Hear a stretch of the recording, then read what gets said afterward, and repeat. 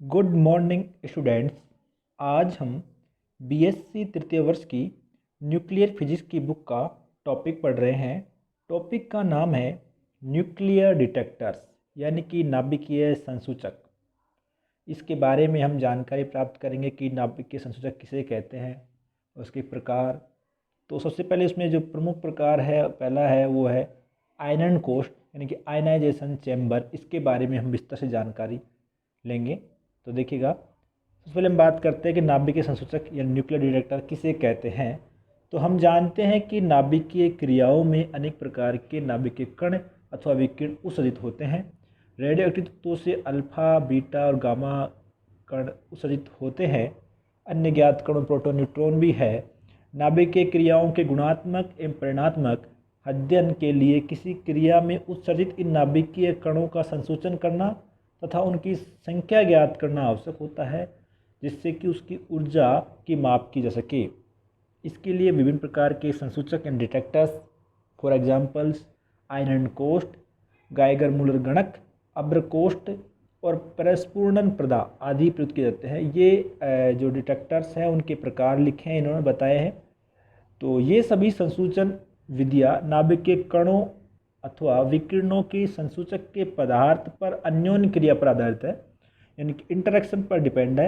इन अन्योन्य क्रियाओं के फलस्वरूप आपतित कण अथवा विकिरण की ऊर्जा का क्षय संसूचक के में विभिन्न में परमाणुओं के आयनन अथवा परमाणुओं के उत्तेजन में होता है। जी हाँ, आवेशित कण अथवा गामा विकिरण के संसूचन में आपतित कण प्रयुक्त पदार्थ के परमाणुओं का आयनन करके आवेशित आयन उत्पन्न करते हैं या परमाणुओं को उत्तेजित कर देते हैं, जिसके फलस्वरूप उत्तेजित परमाणु जब मूल अवस्था पर वापस आता है तो फोटोन के रूप में प्रकाश उत्सर्जित होता है। अनावेशित कणों जैसे न्यूट्रॉन का संसूचन अप्रत्यक्ष विधि से किया जाता है। ये कण जब संसूचक के पदार्थ से होकर गुजरते हैं तो वे आवेशित कण उत्पन्न करते हैं और जिनका संसूचन किया जाता है। आयनन कोष्ठ, गाइगर मूलर गणक आदि में आपतित आवेश सित कण द्वारा उत्पन्न आयन जोड़ों के आवेश को एकत्रित करके प्राप्त धारा को इलेक्ट्रॉनिक विधियों के द्वारा आवर्धित यानी कि एम्पलीफाई किया जाता है। देखिएगा, अब हम बात करते हैं आयनन कोष्ठ की।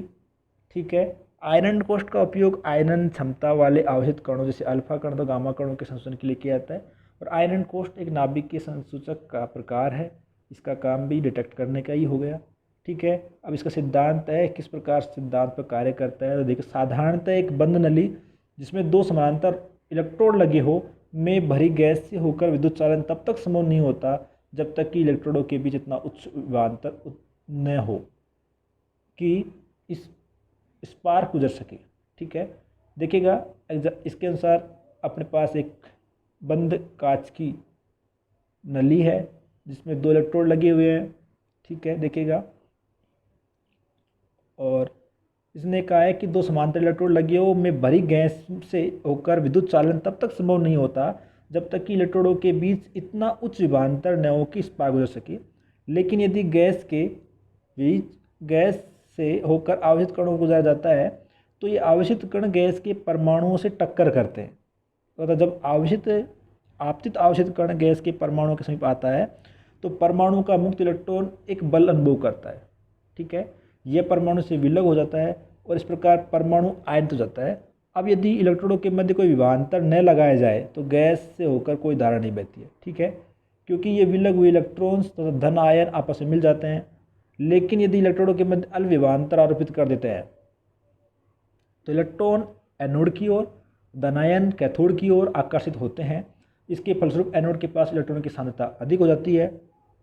ठीक है, सांद्रता अधिक हो जाती है तथा कैथोड के पास धनायनों की सांद्रता अधिक हो जाती है। ओके, इलेक्ट्रॉनों के बीच क्षेत्र में धनायनों व ऋणक इलेक्ट्रॉनों की सांद्रता अपेक्षाकृत कम होती है, क्योंकि इस क्षेत्र में ये आपस में मिल जाते हैं। फलतः इलेक्ट्रोडों के बीच बाह्य परिपथ में जुड़े प्रतिरोध से होकर एक अल्प आयनन धारा यानी कि आयनाइजेशन करंट बहने लगती है। जैसे जैसे इलेक्ट्रोडों के मध्य आरोपित विभवांतर का मान बढ़ जाते हैं, इलेक्ट्रोडों की ओर पहुंचने वाले इलेक्ट्रॉनों और धनायनों की संख्या बढ़ती जाती है। अतः बाह्य प्रतिरोध से बहने वाली धारा बढ़ती जाती है। अंततः एक स्थिति ऐसी आती है जब आयनन धारा संतृप्त हो जाती है, अर्थात विभवांतर की ओर बढ़ने पर भी आयनन धारा के मान में कोई प्रभाव नहीं पड़ता है। तो संतृप्त धारा के संगत विभवांतर का मान गैस की प्रकृति, गैस के दाब, इलेक्ट्रॉनों के आकार, आकृति पर निर्भर करता है। ओके, ध्यान दीजिएगा, संतृप्त धारा के संगत जो विभवांतर का मान है वो गैस की प्रकृति, गैस के दाब, इलेक्ट्रॉनों के आकार और आकृति पर निर्भर करता है। यदि प्रति सेकंड उत्पन्न आयनों की संख्या n है तो संतृप्त आयन धारा IS बराबर I सैचुरेशन बराबर NE प्रति सेकंड उत्पन्न आयनों की संख्या आपतित आवेश कण की ऊर्जा पर निर्भर करती है। ठीक है, ये आप ग्राफ देख पा रहे हो। यदि विभवांतर धीरे धीरे अधिक बढ़ जाए तो गैसों के परमाणुओं के आयनन के कारण उत्पन्न धनायनों का वेग इतना अधिक होता है कि वे गैस के अन्य परमाणु से टकराकर उन्हें भी आयनित कर देते हैं। इसके फलस्वरूप पुनः आयनन धारा बढ़ने लगती है और इसको आप देख सकते हो ग्राफ में। मतलब कहने का मतलब ये था, इन्होंने जो ग्राफ दिखाया गया ये विभवांतर और आयनन धारा के बीच में है, आयनाइजेशन करंट और विभवांतर के, ठीक है, वोल्टेज के बीच में ग्राफ है। सबसे पहले क्या होता है कि जैसे जैसे अपना विभवांतर बढ़ता है तो इसने जैसे बताया कि जैसे जैसे इलेक्ट्रॉन के आरोपित विभवांतर का मान बढ़ाते हैं तो इनके बीच में पहुंचने वाली इलेक्ट्रॉन और धन संख्या बढ़ जाती है और बाह्य प्रतिरोध से बहने वाली धारा बढ़ जाती है। तो मतलब जैसे जैसे इसने विभवांतर का मान बढ़ाया इसकी मान बढ़ती गई, लेकिन एक स्थिति ऐसी आ गई कि जब अपने इस विभवांतर का मान बढ़ाने पर भी धारा का मान क्या है, स्थिर हो गया और इसके केवल सैचुरेट हो गया, मतलब स्थिर क्या सैचुरेट हो गया, संतृप्त हो गया, इससे इसने संतृप्त धारा कही है। और इसके बाद इसने आगे बताइए यदि विभवांतर को धीरे धीरे और अधिक बढ़ जाए तो गैस के परमाणुओं के आयनन के कारण उत्पन्न धन आयनों का वेग इतना अधिक होता है कि वो गैस के अन्य परमाणु से टकराकर उन्हें भी आयनित कर देते हैं, जिसके फलों पर क्या होता है, पुनः आयनन धारा का मान बढ़ने लगता है। और अपना जो ग्राफ है वो इस प्रकार आप देख पा रहे हो, ग्राफ इस प्रकार मिल रहा है हमें। ठीक है, ये ग्राफ रहा हमारा, ग्राफ इस प्रकार मिला है हमें। एक मिनट देखिएगा, ग्राफ विभवांतर और धारा ग्राफ में इस प्रकार मिला है, संतृप्त धारा है और इस प्रकार। ठीक है, संरचना की बात करते हैं। आयरन कोष्ठ की संरचना इस प्रकार दिखाई गई है। ये आपने देखा कि बंद नली है, इसमें 2 इलेक्ट्रोड है, A B है, इसमें आयरन क्षमता वाले कण आपतित हो रहे हैं, वायुमंडलीय दाब पर हो रहा है, और इधर ये बैटरी लगी हुई है, इधर रेजिस्टेंस लगा हुआ है और इसको इसने परिवर्तित तथा गणक की बात कर रहा है। देखिएगा कैसे क्या होता है इसमें, कैसे बेलनाकार चालक कोष्ठ C है जिसके अक्ष के अमरी से एक चालक इलेक्ट्रोड AB होता है जो बेलनाकार कोष्ठ से अवरुद्ध होता है यानी इंसुलेटेड होता है। कोष्ठ में प्राय एक वायुमंडलीय दाब और वायु तथा हाइड्रोजन गैस भरी होती है। ठीक है, इस वायुमंडलीय दाब पर वायु और हाइड्रोजन गैस भरी होती है। गामा विकिरण संशोधन के लिए उस दाब पर वायु भर जाती है। अलग अलग के लिए अलग अलग हो सकता है, जैसे गामा विकिरण संशोधन के लिए इसने कहा है उस दाब पर वायु भर जाती है तथा उसमें भी न्यूट्रॉनों संशोधन के लिए BF2 के रूप में बोरॉन भर जाती है। आगे कहता है कोष्ठ C स्वयं एक इलेक्ट्रॉन की भांति व्यवहार करता है। कोष्ठ C इसकी बात कर रहा है। कोष्ठ C व अक्षीय इलेक्ट्रोड AB के मध्य एक प्रतिरोध R तथा उच्च विभवांतर की बैटरी लगा जाती है, इसकी बात कर रहा है। बैटरी हो गई, ठीक है, ओके। कोष्ठ C को ऋणात्मक विभव पर, ठीक है, इसको ऋणात्मक विभव पर रखा है। तो अक्षय चालक AB को धनात्मक विभव पर रखते हैं। ठीक है, विभवांतर इतना रखते हैं कि आयरन द्वारा संतृप्त हो और प्रतिरोध R के सिरों पर प्राप्त विभवांतर को, इसके सिरों पर प्राप्त विभवांतर को क्या कह रहा है, प्रोदक के द्वारा प्रेरित करा के गणक पर भेजते हैं। ठीक है, ये इसका वो है कार्य जो अब देखा। कार्यविधि कैसे कर रहे हैं देखो इसको।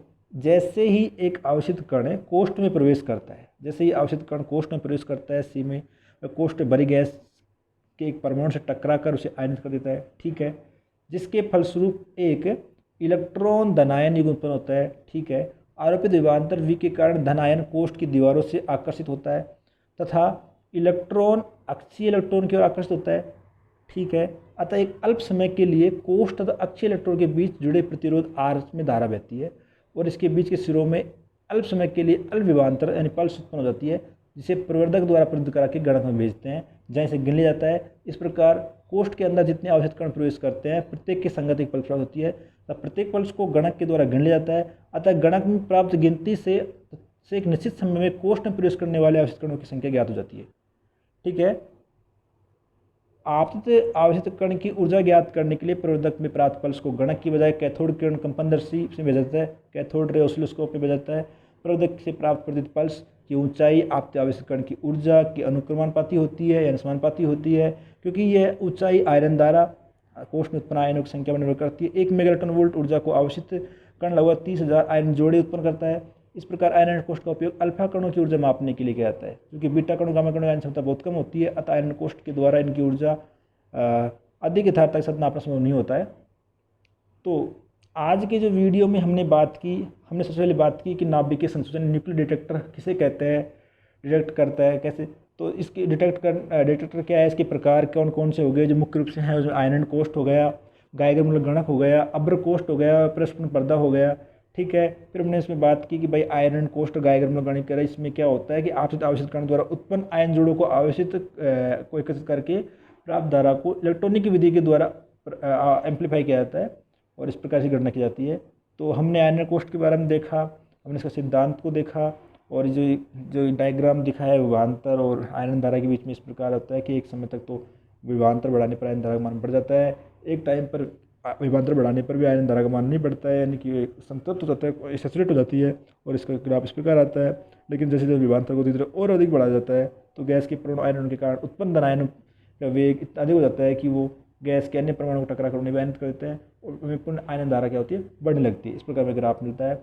ये हमने इसका चित्र देखा कि इस प्रकार इसमें एक सी हो गया, कोष्ठ हो गया, ये भी ये हो गए लगे हुए हैं, और इसमें जो वायुमंडलीय दाब पर वायु और हाइड्रोजन भरी हुई है, अलग अलग के गामा विकिरण के लिए दाब पर वायु बढ़ जाती है, उसमें न्यूट्रॉनों के लिए BF2 के रूप में उपयोग किया जाता है।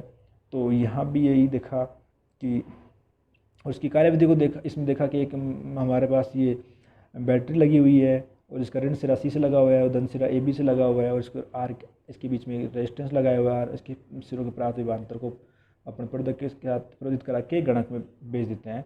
इस प्रकार हम काउंट करते हैं। ठीक है, इसने सिद्धांत में बता दिया कि जैसे कोई कण आवेशित कण में प्रवेश कर रहा है, आवेशित कण कोष्ठ में प्रवेश करता है तो कोष्ठ में भरी गैस के एक परमाणु से टकरा कर उसे आयनित कर देता है, जिसके फलस्वरूप एक इलेक्ट्रॉन धनायन युग्म उत्पन्न हो जाता है, और वो विभवांतर विधि के कारण धनायनों की कोष्ठ की दीवारों पर आकर्षित होता है, इलेक्ट्रॉन अक्षीय इलेक्ट्रॉन की ओर आकर्षित हो जाता है। एक अल्प समय के लिए कोष्ठ और अक्षीय इलेक्ट्रॉन के बीच जुड़े प्रतिरोध R में क्या होती है, धारा फ्लो हो जाती है, और जैसे इसके सिरों के बीच में अल्प समय के लिए अल्प विभवांतर उत्पन्न हो जाता है, पल्स बन जाती है, और इस पल्स को क्या करते हैं, प्रवर्धक के द्वारा प्रवृत्त करा के गणक में भेज देते हैं, उससे इस पर गण लिया जाता है।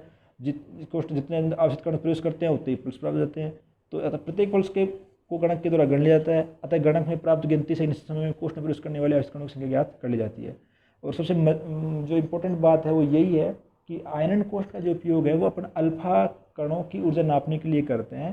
चूँकि बीटा और गामा किरणों की आयनन क्षमता कम होती है, अल्फा की सबसे ज़्यादा होती है, इसलिए इसमें काम होता है, इसलिए वो बीटा और गामा किरणों के लिए आयनन ऊर्जा की यथार्थता के साथ उसका मापन हो पाए ये संभव नहीं हो पाता है, इसलिए इसको खासतौर पर अल्फा कणों के लिए किया जाता है।